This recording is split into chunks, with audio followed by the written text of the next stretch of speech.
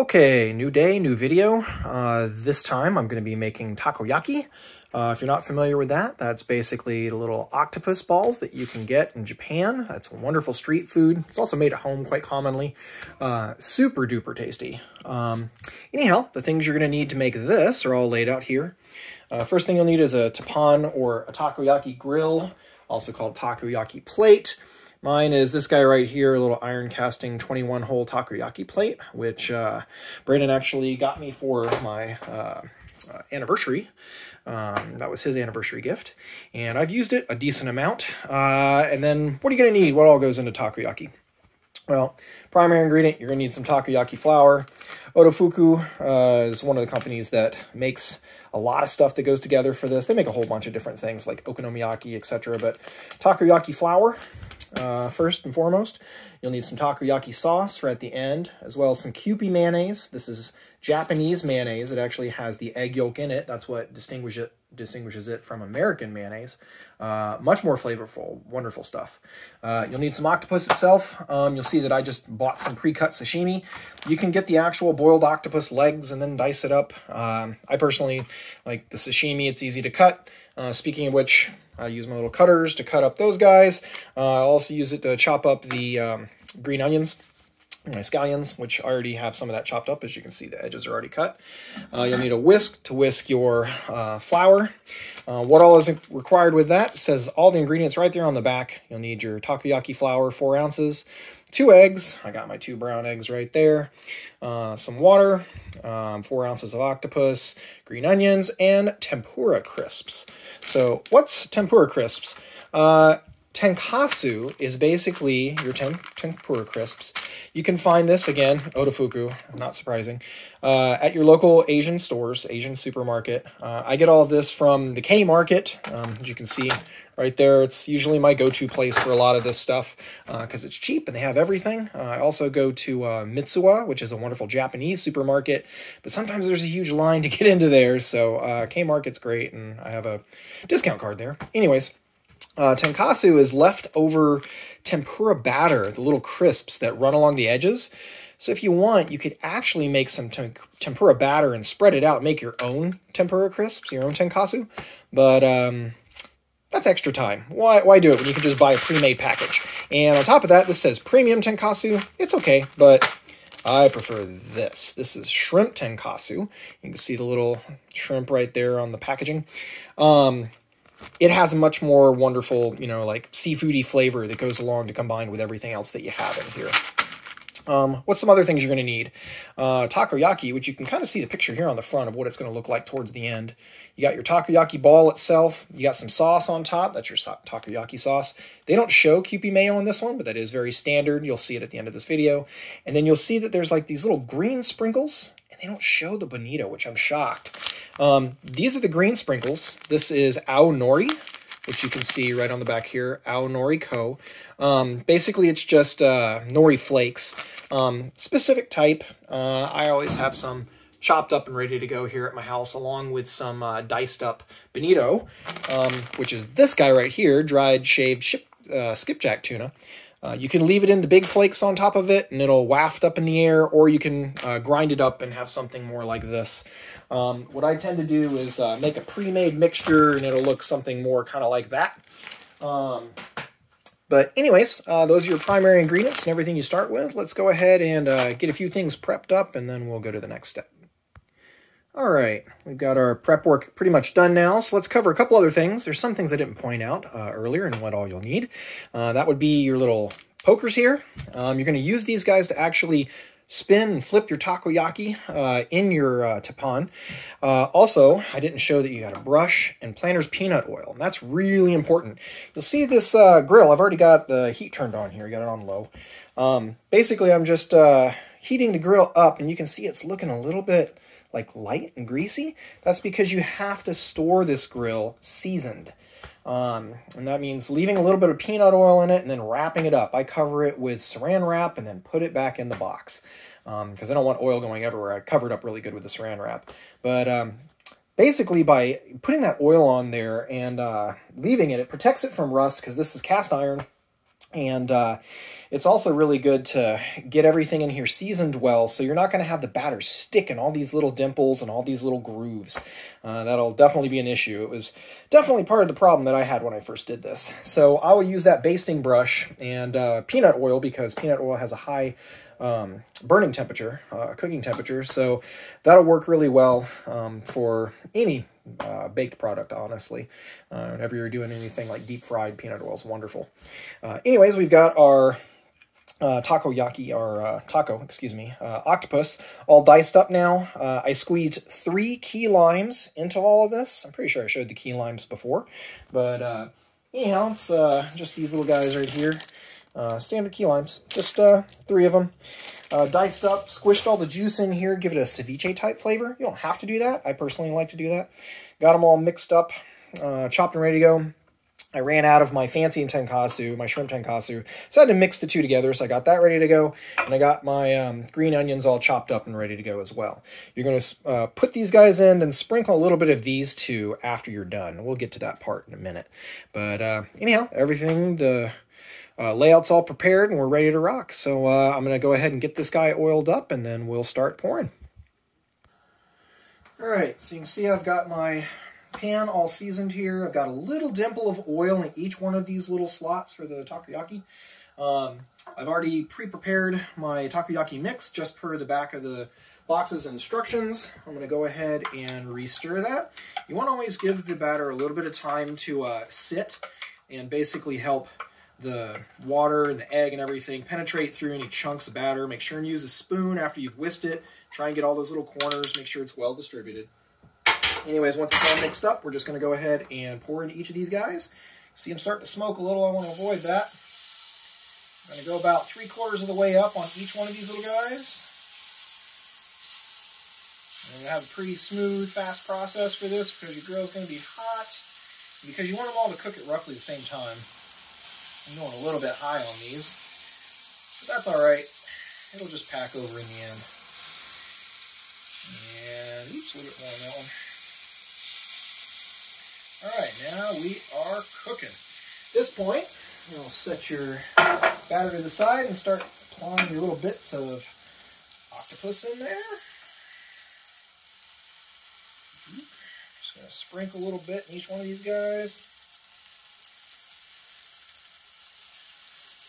Oh, already smells lovely. Get it down in there nice and good.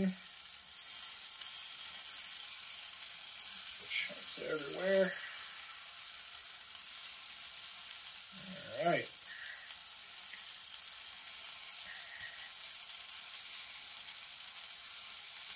Oops, I'm running out. Might have a couple octopus less. Guess those will be the vegetarian one. Anyways, once you got, actually I can steal a little from other ones too. I'm not going to mess with that. Anyways, go ahead and toss your scallions in next here. And don't worry about this too terribly much. If they're not down in deep, that's going to be fine.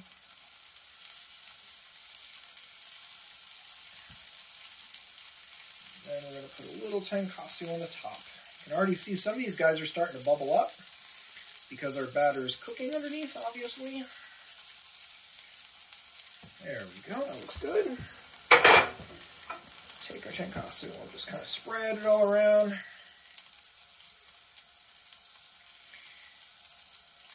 When I seasoned all these guys, all these little grid things, you're kind of wondering probably why they're on there. That's so you can separate all this batter that runs across the top. And you'll see that in all the little animated GIFs on social media or online. See it in the videos when they're making it in real life. I like a lot of Tenkasu. I like that crunch in the middle there. You'll see some people actually use a little bit of ginger as well. I personally don't do the ginger. And you can do it, you know, it's cooking. You can do it however you want it to be. I'll go ahead and mix these guys down in there just a little bit. Push it down in with my pokers. It's not really the primary use of these pokers. You're going to see that in just a minute here. This is not a super long process for this to cook. It's literally just a couple minutes, medium heat, You want to see it has risen out of those little wells, kind of like when you watch a pancake. You know that that pancake is done and ready to flip. See how these are muffining up a little bit around the edges there? That's good. Normally you could pour a little bit of takoyaki batter on top. In fact, I might go ahead and, whoops, spill some first, and then I'll go ahead and pour a little bit right on top. Just to help hold those ingredients in for when I do the spin. And yes, there is a spin component. There we go, just a little bit along the top. Hold it all together. All right. You can still see these guys are like muffining up just a bit there. And at this point, what you're going to do is find your groove. Go ahead and run it. Run your little poker right down it. And that helps free it up off of the griddle itself. Go one direction, go the other direction. I'm going to have to do it again after adding my batter on top a little bit late there. That's alright, not a big deal. Turn this down a little bit to low. Alright, and this next part requires a little bit of finesse. Where you see, I kind of push down towards the bottom and you just kind of rotate that guy, just like that. You'll pop it. And then if it's ready, it should do a spin pretty smoothly. That is perfect. Nicely browned along the edges and everything, that's what we want. This guy may not be quite ready because he doesn't quite want to spin yet. Oh, there he goes. He's ready. Anyways, you want to get kind of quick at this, and you'll just go ahead and spin all of them the same way. And you'll see the guys in Japan on the videos and stuff. They are super quick at this. I am not nearly as quick. You fold these little edges in over these guys. Get everything all nice and neatly tucked in there. And just zoom in a little bit on this. See this spin technique. I come to both corners, both sides, about 180 degrees, and just flip it. Yep, just like that. And I turned this down to low because I could tell if I didn't, I was going to burn these guys, and that would be just tragic. Whoop, a little bit too much edge there, getting stuck.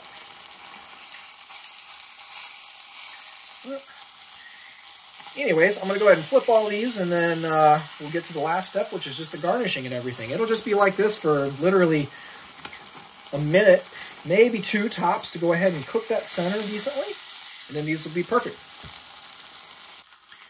So here we are. Everybody's all flipped. We did our little spin and then flip 180. It breaks them all free. You flip them over. You give them another minute or two. You're going to have all these little leavings around the edges. That's okay. You can throw that on the plate and eat it at the end. It's wonderful.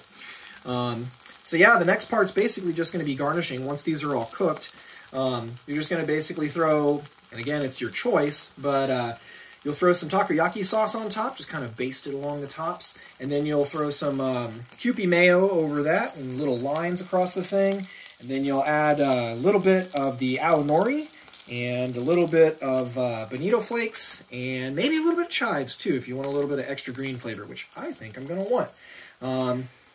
You can do the big bonito flakes if you'd like, or you can go ahead and grind them up like I showed you earlier, where you got the powder. The powder is kind of nice for it not going everywhere, but it's not the fancy thing where you get to see the bonito, the skipjack tuna, doing the little wavy motions in the air from the heat rising off these guys. And this will be like napalm when you put it in your mouth. Be prepared for that. They're normally pretty hot. So let's go ahead and have a look at one of these guys while we're waiting here. No, still a little bit more cook on that. I can see it's soft. Not ready to break away from the bottom even yet. I'm going to raise our heat just a little bit, cook that a little bit quicker, and we'll go ahead and do some plating, and I'll show you the garnishing after that. Alright, so these guys are pretty much done now. I basically did a little bit of pushing maneuver on either side to go ahead and break it free. Make sure that we're opening up off the bottom. And now at this point you can just go ahead and kind of get in there and pop that guy out. Put it over on your plate. Some of these will come out easier than others. I am no pro at this by any means. This is me learning during quarantine, so don't be too critical. It's more about the taste than the looks. Especially for that guy. Anyways, you'll get these guys all set up here on the plate, and I'll show you the garnishing in a minute. You only need to watch me do each individual one here. Alright, garnishing time. First up, you're going to go ahead and put your takoyaki sauce on. I like to give a nice healthy portion of that on both of these guys. Next up, you're going to do your Kewpie mayo. Just run a couple nice lines down both. Next up, you're going to go ahead and throw down your Nori. I'm going to put down, use my pre-cut one just because it's easier. So just kind of sprinkle, sprinkle, get that nice takoyaki look. And I'm going to go ahead and throw a little bit of green onions on this as well, since I got some left over. Why not? Like that green crunch on top. And then last but not least, you can't have takoyaki without a little bit of bonito. You gotta have some skipjack tuna on there. I'm gonna put one side for presentation with little flakes, and hopefully it'll show up on the video here with the wiggle that you get from them, which is basically the heat rising on these very thinly shaved skipjack tuna flakes. So they're not quite big enough. I don't think it's really gonna rise. Let's see, some are huge and some are small. Let's see if I can get some good chunks in there. A little bit of action over on this side. There we go. But you can do powder. That's really just for presentation. You can see like the wiggle and whatnot as the steam moves through it. It's just a little bit of a neat effect that you have that comes off on them. After that, you'll just take your poker, pop one in, and you're ready to go. And it will be like napalm, so be prepared. And that's takoyaki.